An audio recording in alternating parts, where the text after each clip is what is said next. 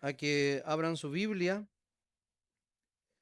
en el capítulo 1 de la epístola del apóstol Pablo a Timoteo. ¿Me avisan cuando estemos ok con esto? ¿Con el video?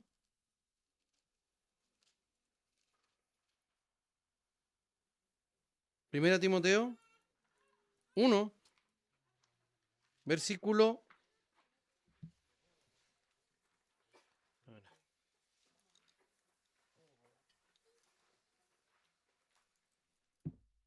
Versículo 18.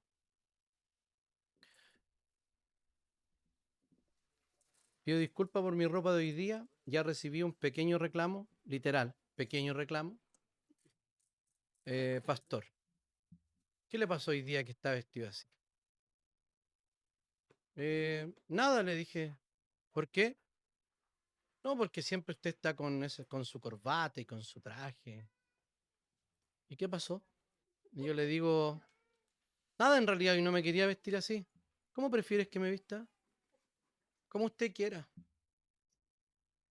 Ya verán que es una mujer, ¿no?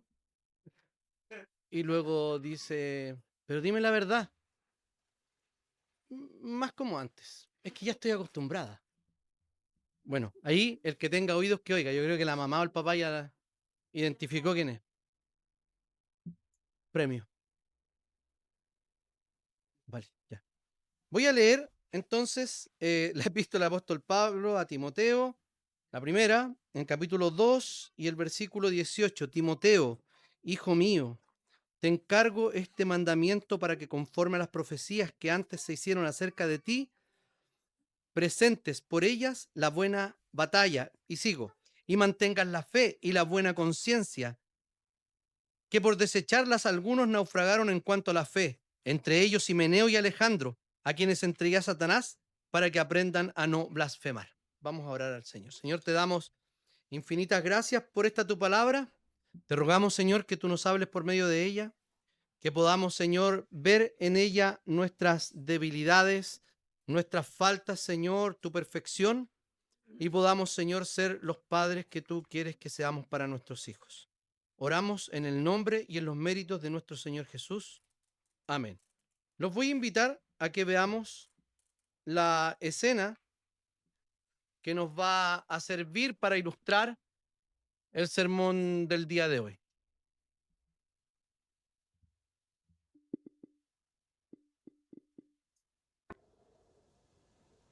Dame eso. Espera, Mm. hay dos más aquí. ¿Son de mamá y papá? Sí, sí. Toma uno. Ok. Sí, sí, ese es uno de esos bocetos que papá solía dibujar, ¿recuerdas? ¿Recuerdan que iba a construir una casa aquí para él y mamá? ¿Recuerdan? Sí. ¡Wow! Me pregunto qué dejó mamá. Veamos.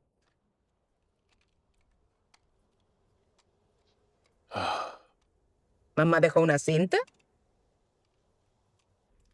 Ok, mamá. ¿Qué tienes para nosotros?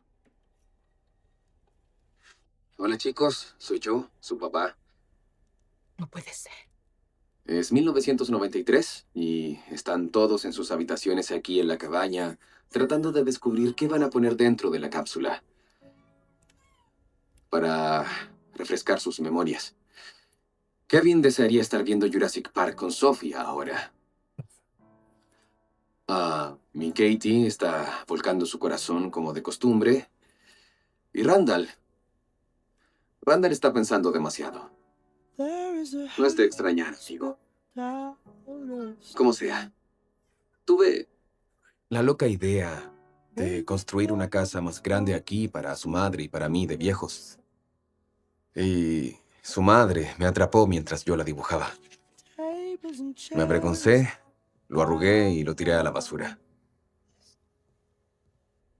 Pero luego pensé que si su madre cree en mí, ¿por qué no debería creer en mí mismo? ¿Verdad? Entonces salí afuera a sacar un pedazo de papel arrugado de la basura para ponerlo en la cápsula, pero ya no estaba. Al principio pensé, tal vez Tal vez el viento se lo llevó, o fue un pájaro al que le gusta la arquitectura. Pero luego me di cuenta de que su mamá debió sacarlo de la basura para que ella pudiera ponerlo en la cápsula.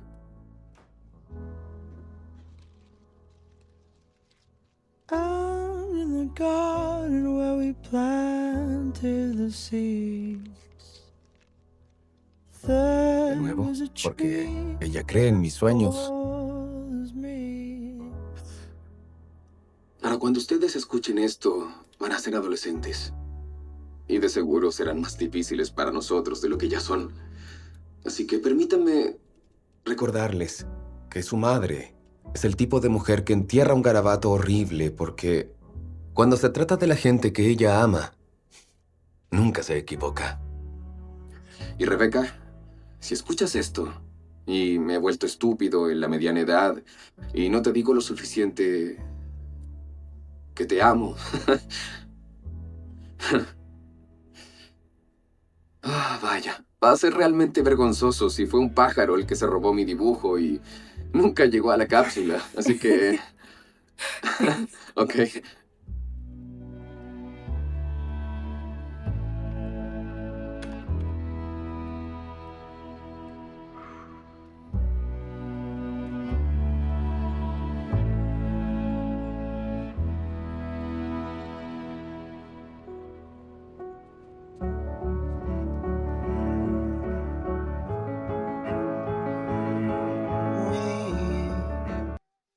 Algunos podrían considerar que está de más, pero cuando vemos a Pearson y vemos esta serie, ustedes saben que ni Chosen creo que es bíblica, entonces esta no es una serie que nos diga sea como Jack Pearson. No, nos está diciendo, somos como Jack Pearson, somos como esos hijos, somos como esa mamá, somos como ellos. Así somos. No que así debemos ser. Por eso que así somos, con las heridas que tenemos, y solo la gracia de Dios es la que nos puede restaurar, tanto de las propias heridas que tenemos nosotros como las que han provocado otras personas. Este es un gran desafío. ¿Por qué razón? Porque déjenme decirle que nuestra crianza o ser padres, como lo vemos en esta serie, no termina con la muerte. Porque de una o de otra manera, nuestras influencias, positivas o negativas, siguen calando en el corazón de nuestros hijos siempre. Entonces no es sin importancia ser padre. No elegimos si nuestra vida y nuestras palabras van a afectar a nuestros hijos. Lo que podemos elegir es que si nuestras vidas y nuestras palabras van a afectar positiva o negativamente a nuestros hijos. Fíjense que nosotros podemos abordar este desafío y esta orden de parte del Señor de criar hijos, porque no es una opción criar hijos. No es una opción. Tener hijos no es una opción, tener hijos es un mandato. Criar hijos no es una opción, es un mandato de criarlos, de educarlos. Muchas veces criamos, para bien o para mal, desde nuestras propias heridas. Por ejemplo, si alguien no ha recibido todo, puede eventualmente comportarse... Gracias, Manuel.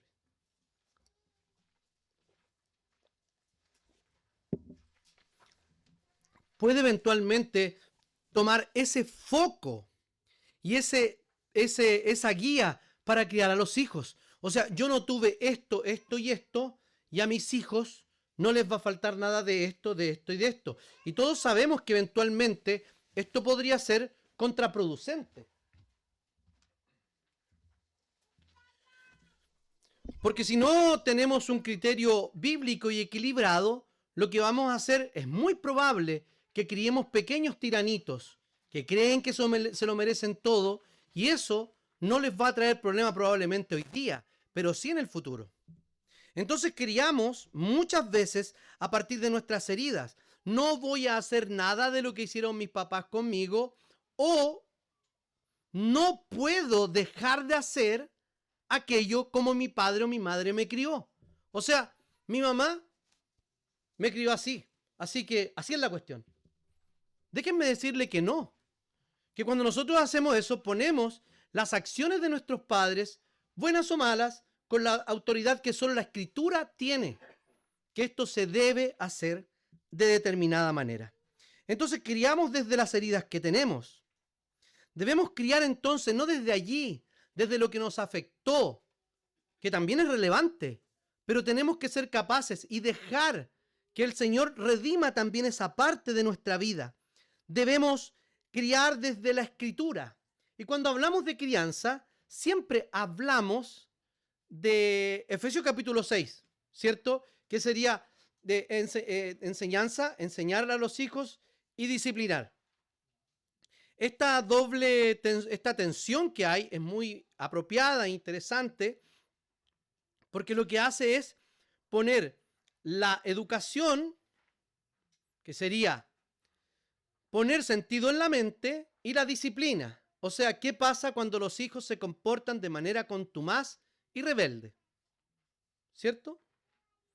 Son dos cuestiones que están en una tensión, no en la escritura, en una tensión en nuestra propia práctica, ¿cierto?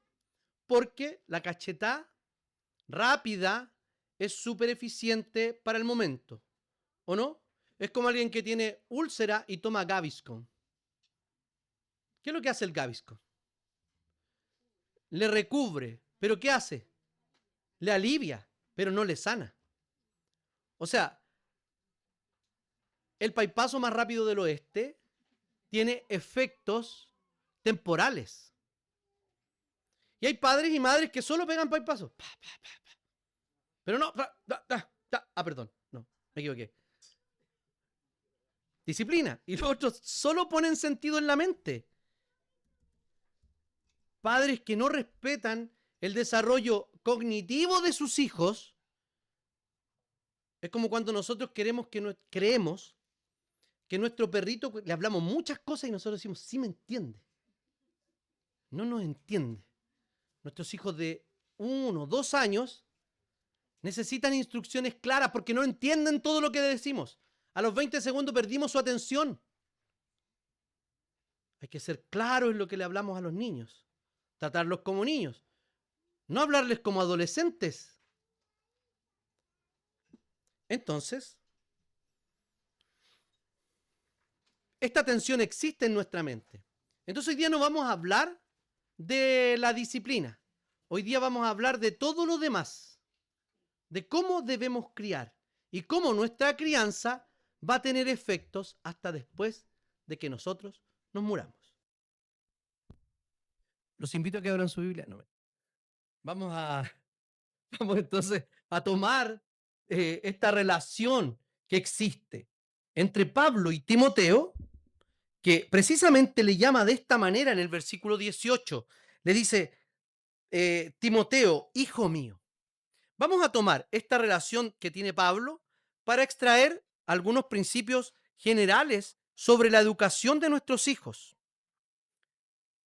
Entonces, así como en un sentido secundario, un hijo le debe la vida natural a su padre terrenal, Timoteo le debe la vida espiritual en cierta medida a Pablo porque ha sido su mentor. Además, como el hijo sirve a su padre, ojo, así también servía Pablo a Timoteo y Pablo lo servía también a él con el evangelio. Entonces, la expresión que Pablo utiliza aquí es una expresión de afecto natural. Algo así como un sentimiento absolutamente genuino. Además, la expresión de afecto natural en los labios de uno que iba a enfrentar probablemente la muerte más adelante, ¿sí? Y el corazón de Pablo está recogiendo todas esas experiencias y las vivencias que había tenido con Timoteo y lo había considerado su hijo espiritual, ¿sí? Pablo no estaba en la mejor condición de su vida, ¿cierto? Él podría haberse ahorrado muchas cosas aquí que son palabras de gratitud, que no están muchas veces en nuestras bocas como padres. Sin embargo, en esa celda sombría, el apóstol Pablo tiene palabras de gratitud para con su hijo espiritual, o sea, un hijo que no tuvo él, sino que lo eligió en esta condición, y medita sobre las bendiciones pasadas, presentes, y desea sinceramente o expresa sinceramente la gratitud que tiene por la vida de su hijo Timoteo. Entonces, vamos a ver cómo esta crianza puede afectar a nuestros hijos más allá de más allá que el día que muramos. Los Pearson están afectados positiva y negativamente por su padre. Ellos tienen traumas, tienen heridas, tienen recuerdos muy bonitos, tienen ritos que guardaron de su padre, como por ejemplo ver todos juntos el Super Bowl. Era sagrado juntarse para ver ese espectáculo ¿de qué? Ah, de fútbol americano, ¿verdad? De fútbol americano. Y ahora me vinieron todos los recuerdos de, de la hija de ellos.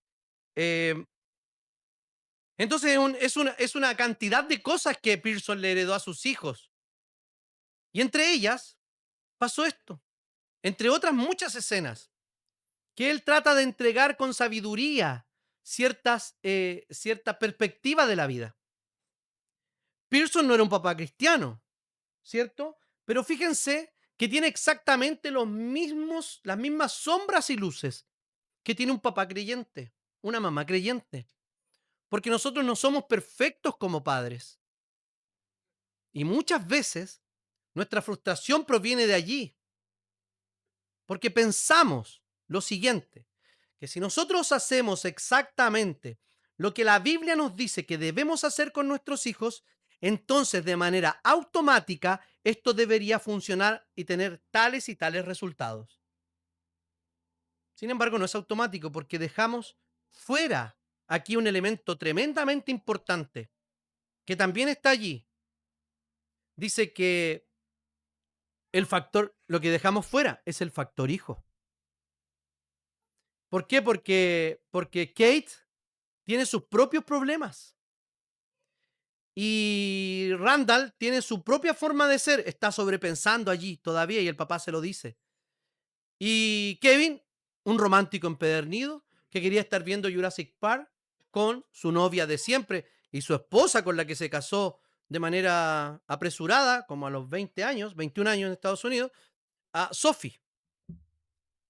Entonces el papá sabe que sus hijos son distintos y sabe que el efecto de la paternidad de Jack ha sido muy distinto en cada uno de los tres. Entonces, nosotros los cristianos deberíamos, o el principio bíblico, nosotros deberíamos estar dispuestos o educar a nuestros hijos, criar a nuestros hijos, primero, animándoles por la oración. Es una práctica, digamos la verdad, probablemente es la práctica más aburrida de las disciplinas espirituales. Orar. Porque díganme, ¿a quién nunca en la vida le ha costado orar? Y si yo preguntara, ¿a cuántos nos cuesta orar hoy día? Es probable que a muchos nos cueste orar y que ya no estemos orando. ¿Por qué? Porque necesitamos esa respuesta inmediata que en la oración no la encontramos. Es porque buscamos cosas en la oración que no están en la oración. La oración no es básicamente para recibir todo aquello que deseamos, sino que la oración nos pone en sintonía con la voluntad y el corazón de Dios para aceptar lo que Dios tiene para nuestra vida, sea lo que Él nos dé. ¿No se ha puesto a pensar que muchas veces no tenemos cosas que estamos pidiendo simplemente porque no las necesitamos y por eso que Dios no nos la ha concedido?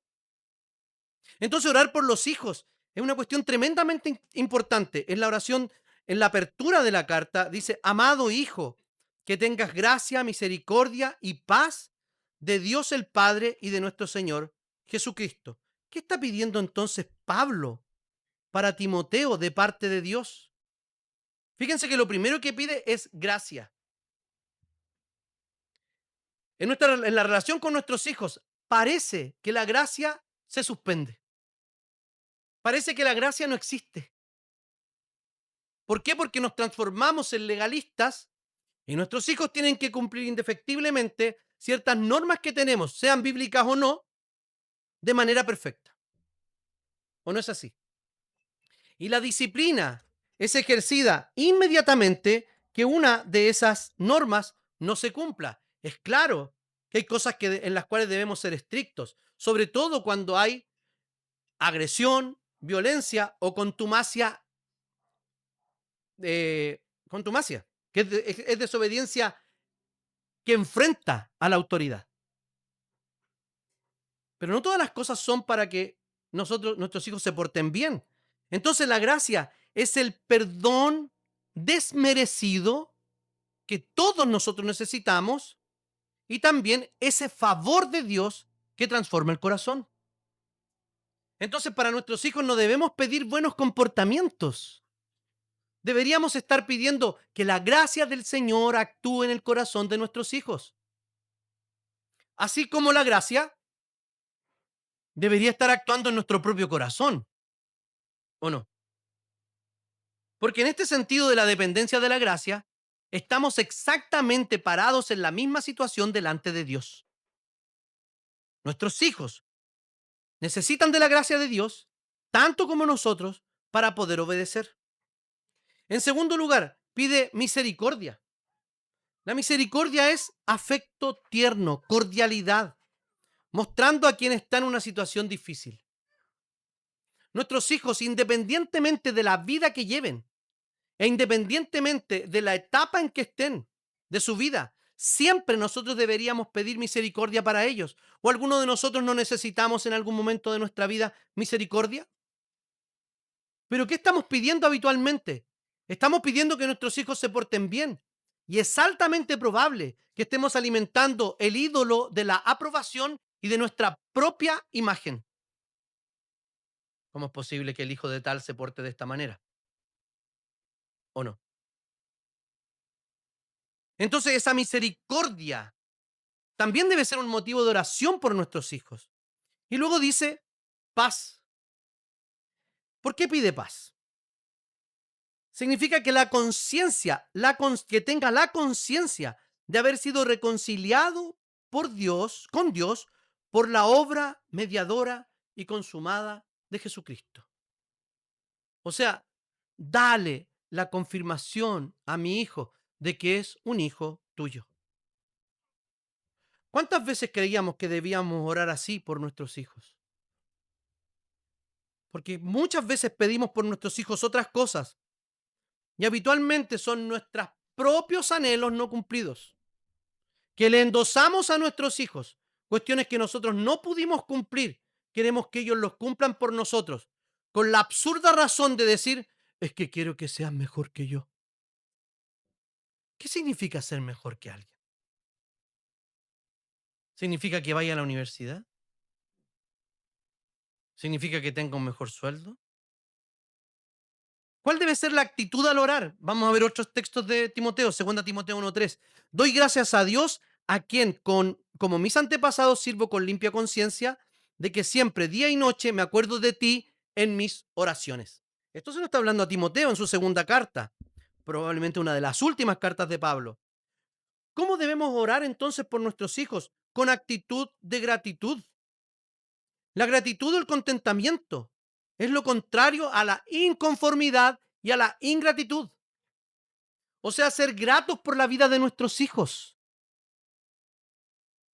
Estar conformes o contentos con lo que el Señor ha hecho en sus propias vidas. No evaluar si son mejores o peores que nosotros, porque los estándares que ponemos habitualmente nunca son espirituales. Día y noche dice que está orando por él. O sea, la constancia es tremendamente importante. No debemos dejar de orar por nuestros hijos. Sin tiempo, sin lugar. Y además, con total honestidad. Todos sabemos quiénes son nuestros hijos. Y ojo, todos sabemos quiénes somos nosotros mismos. Y a partir de esa evaluación y puesta honesta de nuestra vida delante de Dios, podremos interceder definitivamente mejor por aquellos a quienes Dios nos ha puesto a nuestro cargo, para que lo representemos a Él como autoridad y como padre y madre. ¿Y qué estamos pidiendo por nuestros hijos? ¿Qué pidió por su hijo en la mañana? ¿Qué pidió ayer? ¿Pidió que le vaya bien en sus estudios? ¿Pidió que pueda terminar su carrera? ¿Pidió que por favor se porte mejor en el colegio? ¿Pidió que mi hijo tenga un trabajo y que no pase ningún tipo de necesidad? ¿Que progrese económicamente? No digo que esas cosas no sean importantes, pero estoy seguro que en el corazón de los padres de hoy día nos come el corazón este tipo de cuestiones. Es que no quiero que le toque tan difícil, es que no quiero que la pase como yo. ¿Saben qué? El Señor tiene sus tratos individuales para cada uno de nosotros. Y nuestro cuidado o nuestra sobreprotección, porque nuestro cuidado sí está en las manos del Señor, pero nuestra sobreprotección no va a rescatar, comillas, a nuestros hijos de la formación que quiere darles el Señor.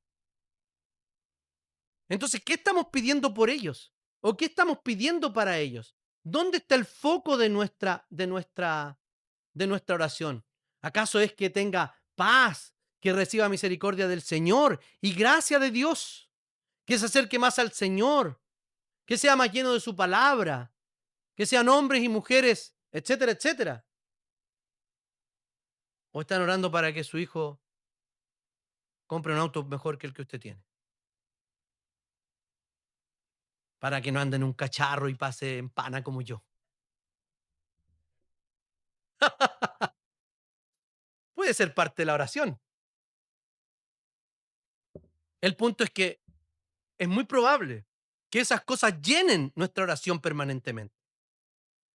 En segundo lugar, los cristianos educamos a nuestros hijos animándolos con la palabra de Dios. Le dice al propio Timoteo, porque no nos ha dado Dios espíritu de cobardía, sino de poder, de amor y de dominio propio. Timoteo no tenía un ministerio fácil. Él era pastor de una iglesia difícil. Tenía problemas físicos. Probablemente era tímido. Si llega Timoteo, dice en primera a los Corintios capítulo 3, versículo 10, el pastor de Éfeso. Si llega Timoteo, asegúrense de que se sienta cómodo entre ustedes, porque él hace la obra de Dios, del Señor, lo mismo que yo. Fíjese que había persecución y herejías dentro de la iglesia, y Pablo estaba muy preocupado de que fueran, ¿qué cosa? De que fueran acogedores con su hijo Timoteo. Entonces, cuando nosotros animamos a nuestros hijos, debemos animarlos con la palabra del Señor.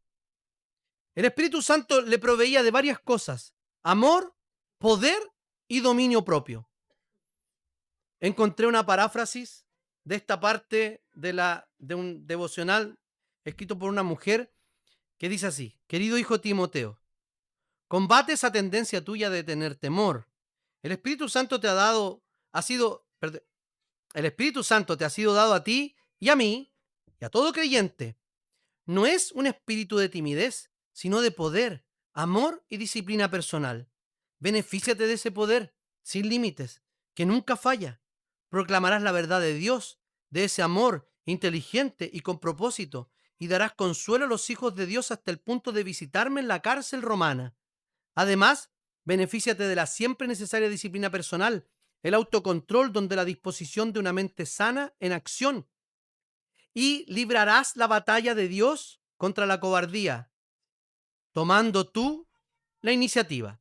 Esta paráfrasis tiene mucho sentido porque nosotros habitualmente no le decimos a nuestros hijos cómo hacer las cosas o de dónde tomar el poder para lograr lo que ellos quieren hacer, sea en cualquier área de su vida. ¿Qué es lo que habitualmente hacemos nuestros padres o qué destacamos en nuestros hijos? Seamos honestos. ¿Qué destacamos? ¿De qué estamos más pendientes? ¿Qué es lo que nos hace reaccionar inmediatamente? ¿Sus errores? ¿Que se portan mal? ¿Que desobedecen? Etcétera. Pero nunca tomamos la iniciativa positivamente mostrándole a nuestros hijos que la gracia de Dios, que el Espíritu Santo los ha capacitado para vivir la vida que Dios quiere que Dios quiere que vivan. Entonces, a partir de nuestra propia timidez, de nuestra propia falta de disciplina, lo que queremos es básicamente que nuestros hijos no se parezcan en nada a nosotros. Y eso no está bien, porque estamos educando desde una crianza negativa. O sea, no quiero que haga lo que yo hice. No. Tenemos que educarlos. ¿A qué? A que se beneficien del poder de la palabra, del Espíritu Santo, para que puedan lograr sus objetivos. Que ellos tengan claro que no es por su propia fuerza, sino porque el Señor los bendice. Ese discurso hace verdadero eco en el corazón de nuestros hijos. Esas palabras van a resonar hasta cuando nosotros nos muramos. En tercer y último lugar, Pablo no excusa las debilidades de su hijo espiritual Timoteo, sino que le dice expresamente dónde está el auxilio para él. En tercer lugar, animándolos a servir en su vocación. En el 2:7, déjenme confirmar.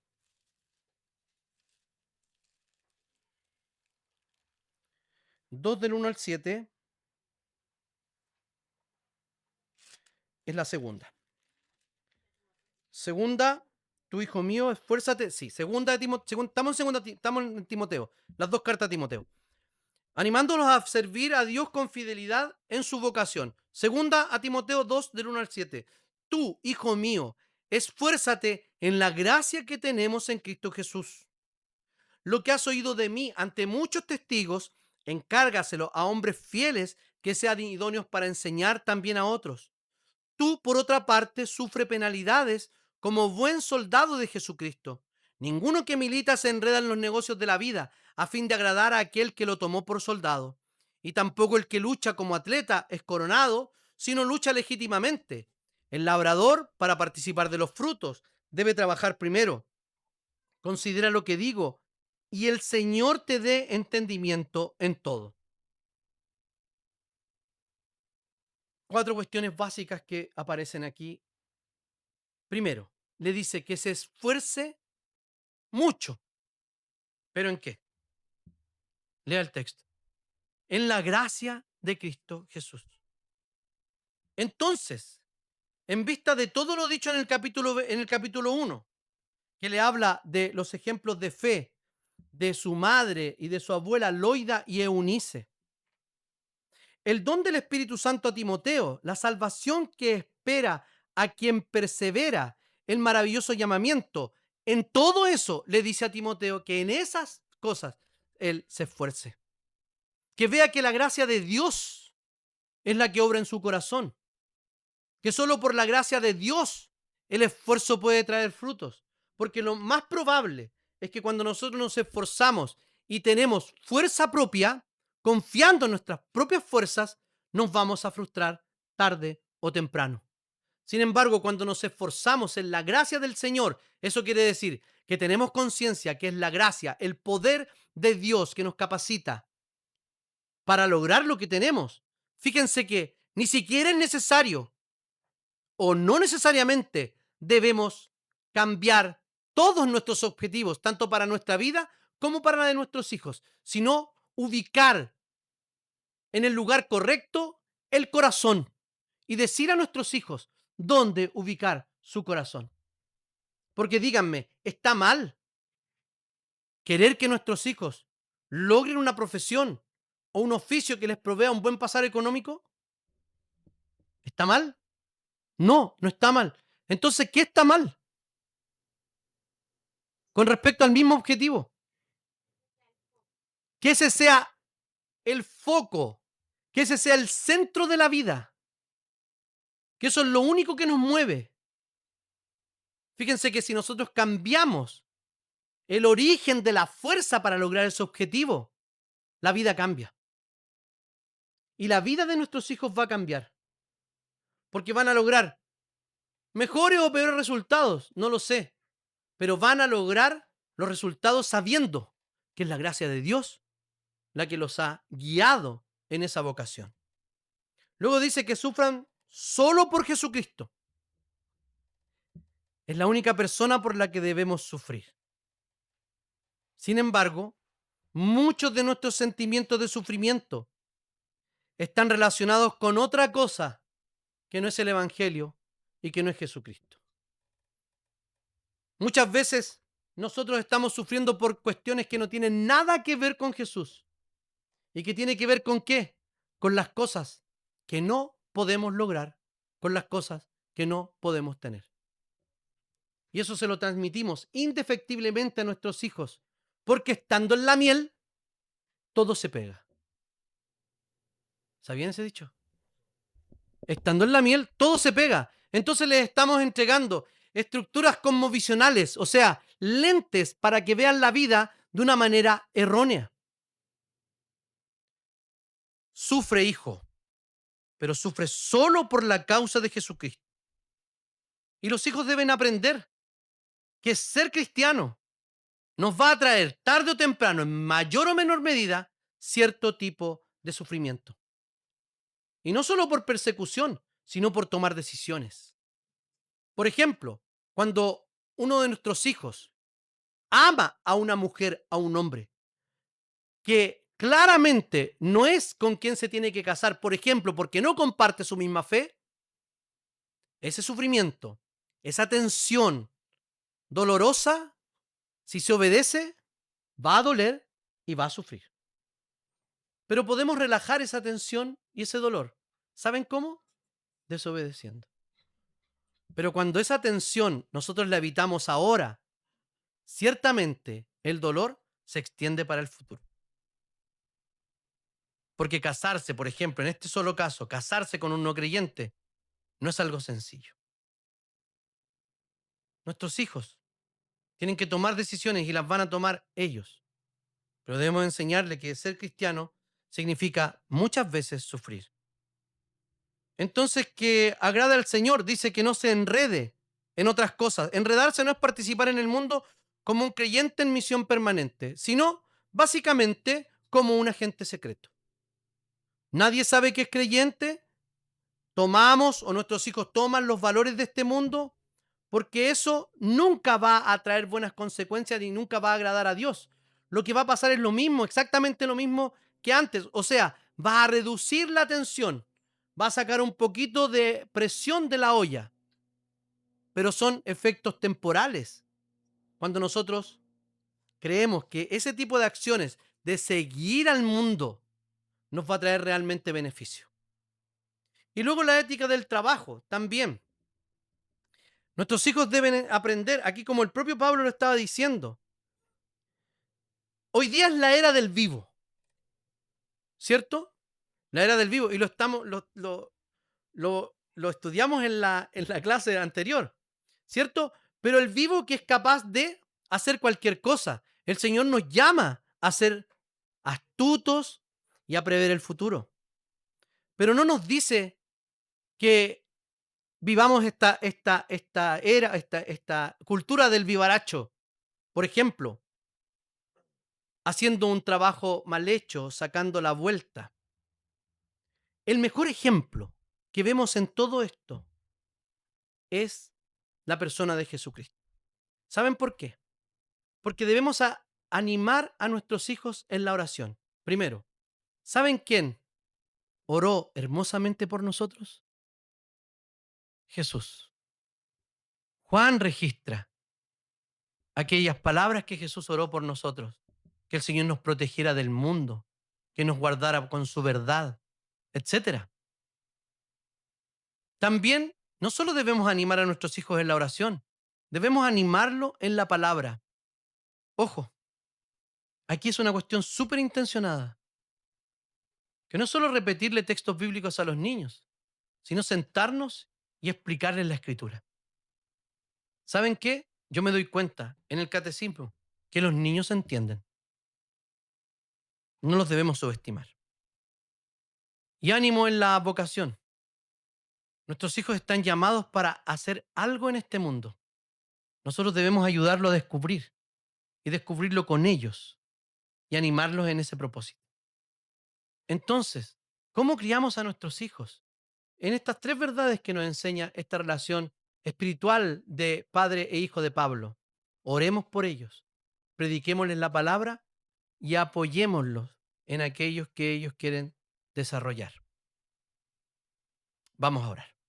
Señor, te damos gracias porque nos muestras, Señor, de qué manera podemos criar y animar a nuestros hijos en tu gracia, en tu palabra, Señor, con la oración.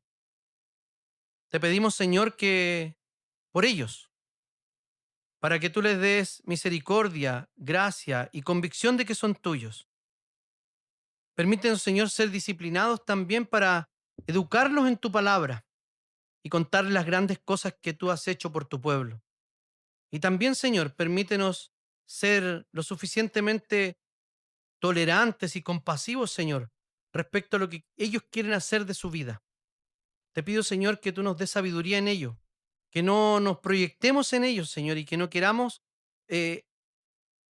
a costa de ellos mismos, Señor, superar nuestros propios traumas o nuestras propias cosas inconclusas. Te damos gracias, Señor, porque tú nos enseñas con esta relación electiva que tuvo Pablo con Timoteo a criar a los hijos que tú, Señor, nos has regalado. Danos sabiduría, danos constancia, Señor, y danos permanentemente el ánimo para poder, Señor, educar a nuestros hijos. Oramos en el nombre y en los méritos de tu Hijo, nuestro Señor Jesucristo. Amén.